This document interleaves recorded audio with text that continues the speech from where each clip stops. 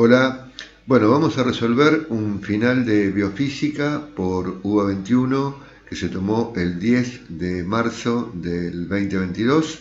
Comenzamos por el problema número 1 que dice: un líquido real que circula por una tubería experimentará un aumento de su caudal al doble de su valor original si, y me da diferentes alternativas. Dice que hay que seleccionar una y dice el radio se duplica. Bueno, como la diferencia de presión dividida por la resistencia es lo que nos va a dar el caudal, y a su vez la resistencia es igual a 8 por el coeficiente de viscosidad por la longitud de la tubería dividido pi por el radio elevado a la cuarta. Si el radio se duplica, 2 a la cuarta es 16, o sea, la resistencia se reduce a las 16avas partes, y por lo tanto, al disminuir la resistencia a la 16avas parte, el caudal sería 16 veces mayor, y por lo tanto, esta sería falsa. Dice, experimenta una disminución de temperatura por lo que la resistencia se reduce a la mitad.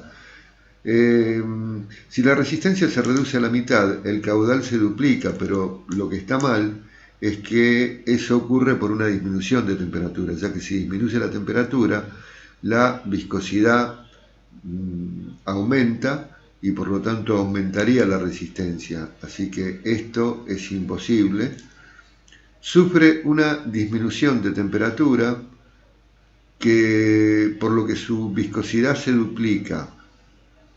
Bueno, si disminuye la temperatura y se duplica la viscosidad, se duplica la resistencia y por lo tanto el caudal se reduciría a la mitad, así que es falsa. Su radio aumenta un 50%. No, si el radio aumenta un 50%, un 50% más de lo que tenía sería un 1.5 y elevado a la cuarta no me da un factor que permita, digamos, duplicar el caudal. Así que esto es falso. Un aumento de temperatura que hace que su viscosidad se reduzca a la mitad. Si aumenta la temperatura y la viscosidad se reduce a la mitad, la resistencia se reduce a la mitad, y esa sería correcta porque el caudal va a ser igual a la diferencia de presión, y acá voy a tener la mitad de la resistencia inicial, y esto sería igual al doble de la diferencia de presión sobre la resistencia inicial, o sea, el doble del caudal inicial. O sea que la E es la que vamos a marcar como verdadera. Y la última decía que sufre un aumento de temperatura que hace que su viscosidad se reduzca.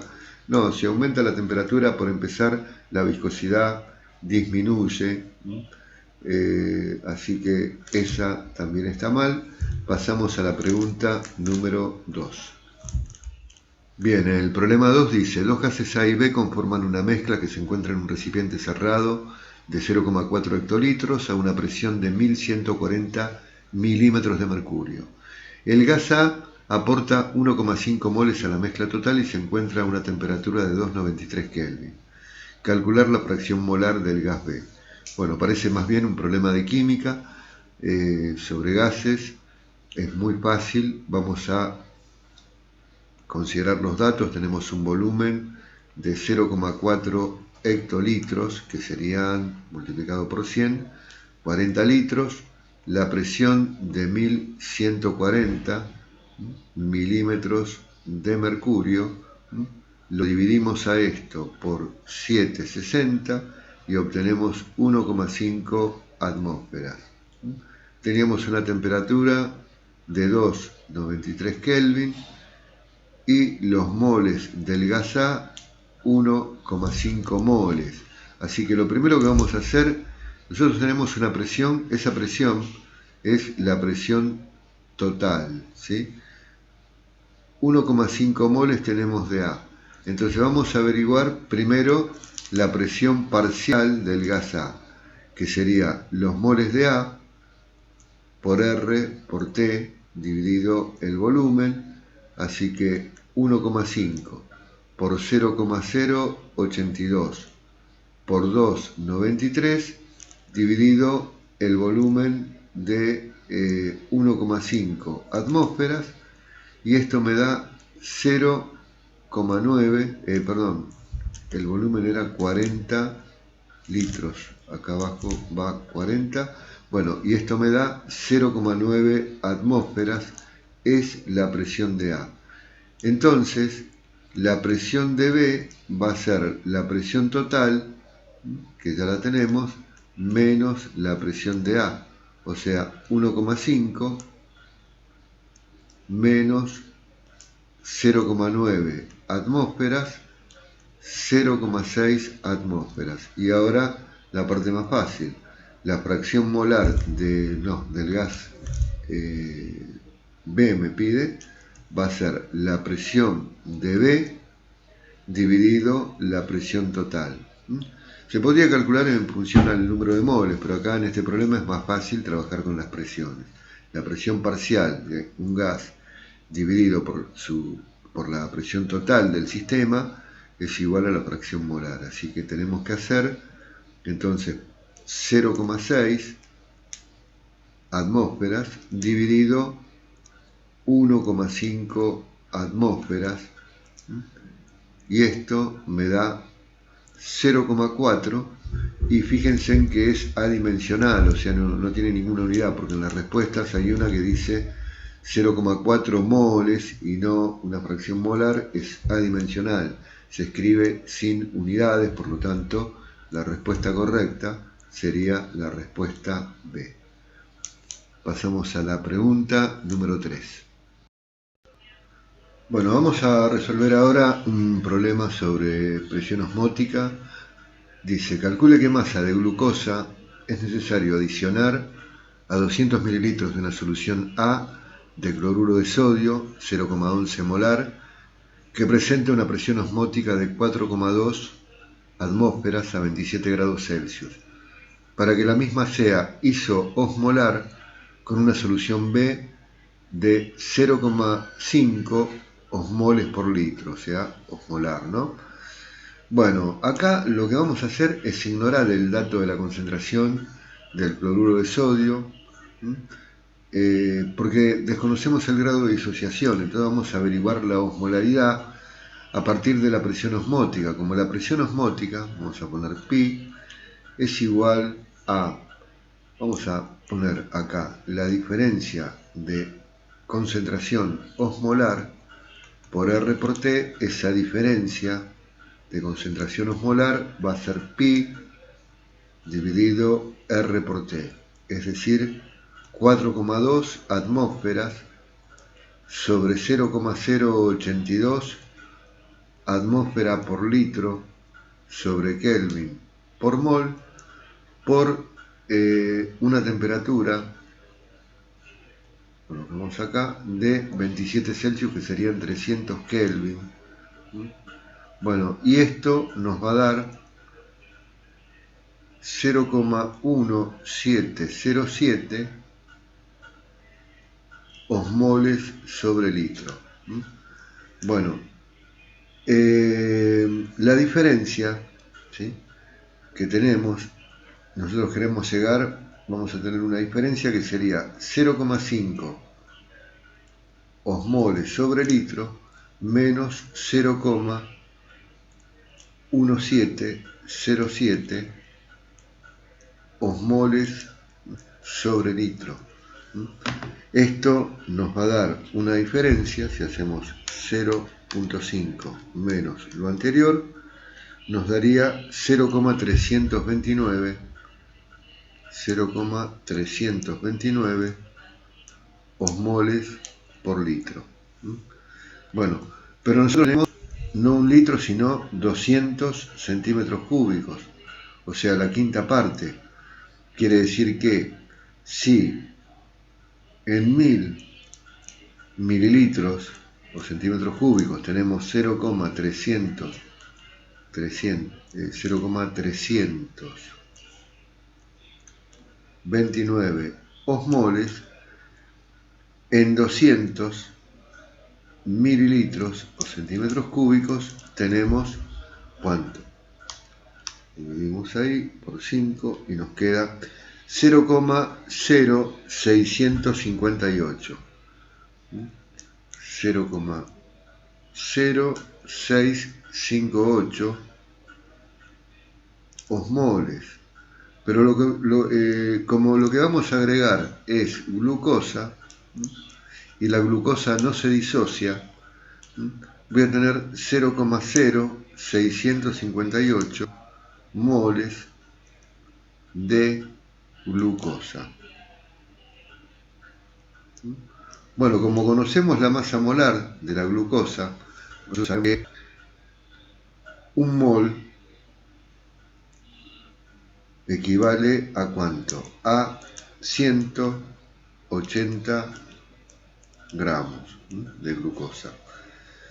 Entonces, como tenemos 0,658 moles,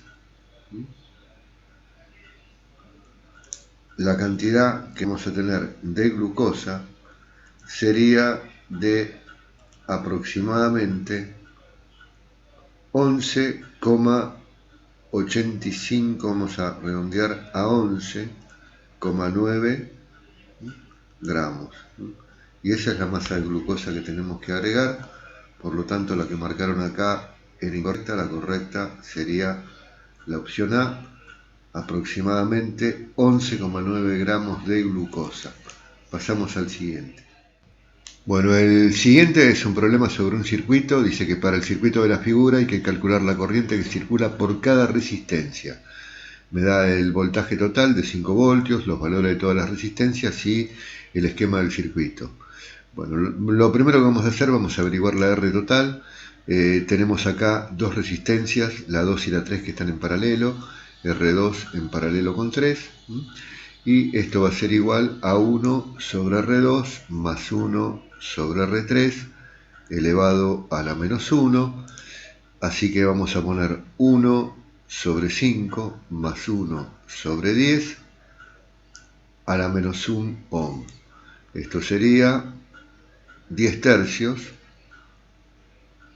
de ohm. Y entonces la R total sería R1 más R2 más sería R1 más la que calculamos recién, R2 en paralelo con 3, más R4. Así que vamos a sumar. La resistencia 1 vale 10 ohm, la que calculamos recién 10 tercios de ohm, y R4 vale 5 ohm. Así que sería 55 tercios de ohm la resistencia total. Con esto, la intensidad total, que a su vez va a ser igual a I1, igual a I4, ya que por esas resistencias que están en serie pasa la R total, va a ser la diferencia de potencial dividido la resistencia total que acabamos de averiguar, y esto nos daría el voltaje es de 5 voltios dividido 55 tercios de ohm, y nos daría, hacemos el cálculo, 15 en 55, nos daría aproximadamente 0,27, valen 0,27 amperes. Esto vale para la 1 y para la 4. Bueno, ahora tenemos que averiguar, o sea, vamos anotando entonces que I1 vale 0,27 y 4 vale 0,27. Bien, tenemos la resistencia en paralelo. Vamos a averiguar ahora la caída de tensión entre la conexión en paralelo. Bueno, vamos a calcular esa parte. La diferencia de tensión entre la entrada y la salida del paralelo, que sería la tensión 2 igual a la tensión 3, a que están en paralelo tienen la misma tensión, sería la intensidad total por las resistencias en paralelo, la 2 y la 3. Y habíamos calculado la intensidad total, que sería 3/11, que es el 0,27 que calculamos antes, pero ponemos un valor exacto, y acá tendría 10 tercios, esto me va a quedar en voltios, así que serían 10/11 voltios. Con esto averiguo I2, que sería 10/11 de voltios dividido la resistencia 2, que vale 5 ohm. Esto me daría 2/11 de ampere, sería 2 dividido 11, aproximadamente 0,18 ampere. Y la 3 sería la diferencia de potencial, que es la misma, 10/11 de voltios dividido 10 ohm. Y esto me da 0,09 ampere. Así que buscamos 0,27 la 1, 0,18 ampere la 2, 0,09 la 3, 0,27, la opción correcta sería la B. Pasamos al próximo problema. El que le sigue es un problema teórico sobre difusión, donde aplicamos la ley de Fick. El flujo difusivo es igual al coeficiente de difusividad por la diferencia de concentración sobre el espesor de la membrana o la longitud, digamos, del conducto. Y acá dice que hay que seleccionar la respuesta correcta, que tenga los parámetros correctos que pueden modificar el coeficiente de difusión. Bueno, acá dice que el flujo y la relación entre las concentraciones de la sustancia. En realidad no, porque el coeficiente de difusión yo lo puedo despejar, ¿sí?, de la fórmula esa. Flujo difusivo por el espesor sobre la diferencia de concentraciones, pero sin embargo no depende de esos factores. Depende de la sustancia, de la naturaleza del solvente, del medio, y depende también de la temperatura. Sí varía con la temperatura, pero acá la temperatura no aparece. Así que la primera la vamos a marcar como falsa, porque dice que el flujo, que depende del flujo y de la relación entre las concentraciones. No. La de la presión osmótica, la temperatura y el gradiente de concentración tampoco tiene que ver nada que ver con la presión osmótica. Estamos hablando de difusión, no de ósmosis. De la sustancia, de la presión externa y de las características del medio, no, la presión ahí no tiene nada que ver. De la diferencia de concentración y de la sustancia, de la diferencia de concentración, no. De la sustancia, de la temperatura y de las características del medio de difusión. Bien, esa sería correcta. La respuesta correcta es la E. La última decía del flujo y el espesor de la membrana. No, depende fundamentalmente de la sustancia, de la temperatura y de las características del medio de difusión. Bueno, pasamos al problema siguiente. Bueno, el que sigue se trata de un problema de óptica. Dice, determina el ángulo de refracción que se forma cuando un rayo luminoso pasa desde el medio B hacia el medio A con un ángulo de incidencia de 40 grados, sabiendo que el ángulo límite del medio A respecto del aire es 55, y además me dice que la velocidad de la luz en el medio B es de 220.000 km por segundo y en el aire de 3 por 10 a la octava metros por segundo. Bueno, vamos a averiguar el índice de refracción de cada medio respecto del aire para la sustancia A, como el seno del ángulo límite respecto del aire es 1 sobre el índice de refracción de A respecto del aire. El índice de refracción de A respecto del aire es 1 sobre el seno del ángulo límite, que vale 55 grados, y esto nos daría, con respecto al medio B, sería, vamos a hacer el cálculo, 1 dividido el seno de 55. Me daría 1,2208.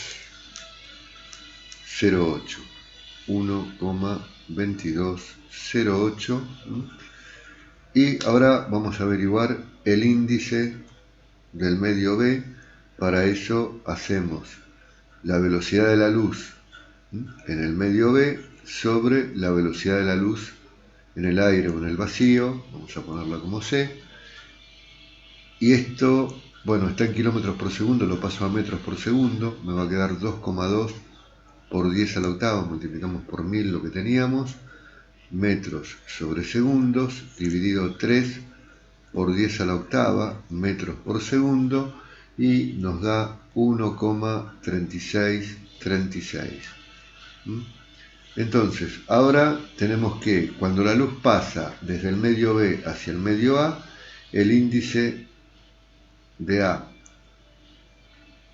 respecto de B va a ser igual al seno del ángulo de incidencia sobre el seno del ángulo de refracción, por lo cual el seno del ángulo de refracción va a ser el índice del medio B respecto del aire por el seno del ángulo de incidencia sobre el índice del medio A respecto del aire. Así que el seno del ángulo de refracción es 1,3636 por el seno de 40 dividido 1,2208, y esto nos daría un valor para el seno que sería de 0, vamos a poner 0,718, 0,718 aproximadamente. Entonces calculamos la inversa, el arcseno de ese valor, y el ángulo R aproximadamente va a ser de 45,8 grados, ¿sí? Bueno, y vemos acá que me dicen 45,77, así que este es el valor más próximo. La última respuesta sería la correcta. Pasamos al próximo problema. Se trata de un problema muy sencillo de calorimetría. Dice que una cierta masa de agua en estado líquido se encuentra en el interior de un recipiente adiabático. Se le entregan 25 kilocalorías y su temperatura varía en 28 grados Kelvin, sin cambiar de estado. Determina la masa de agua contenida en el recipiente. Bueno, como la cantidad de calor es igual a la masa por el calor específico por la variación de temperatura, la masa va a ser cantidad de calor dividido calor específico por variación de temperatura. Cantidad de calor, 25 kilocalorías, son 25.000 calorías. El calor específico del agua, 1 caloría sobre grado Celsius, sobre gramo por grado Celsius, por una diferencia de temperatura. Cuando hablamos de diferencia de temperatura, una variación de temperatura, no tenemos que sumarle el 273. La variación de temperatura es la misma en Celsius y en Kelvin, serían 28 Celsius. Esto nos va a dar un valor que serían 892.860 gramos.